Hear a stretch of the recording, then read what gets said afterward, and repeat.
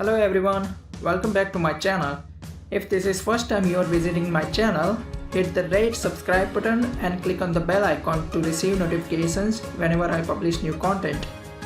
This video is going to be a little bit theoretical. In this video, I want to introduce the concept of loops in programming. If you already know what loops are, you can skip this video and start watching the next video. We all know that computers are really good at repetitive tasks. We humans can make mistakes by repeatedly doing the same task, but computers will not bother doing the same task thousands or even million times.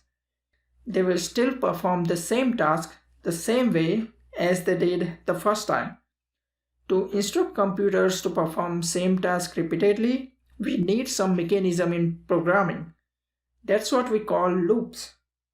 Loops are very much like everyday loop. We repeat the same process in each loop iteration.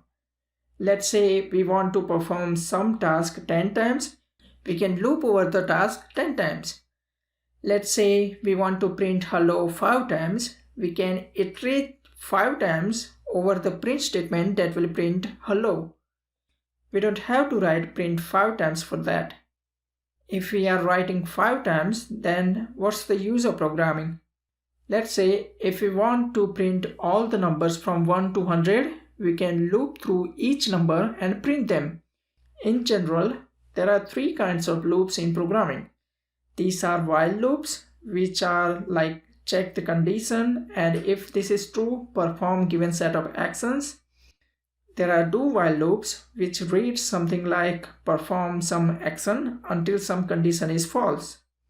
There are for loops. In plain English, we can say go through these statements for the given number of times.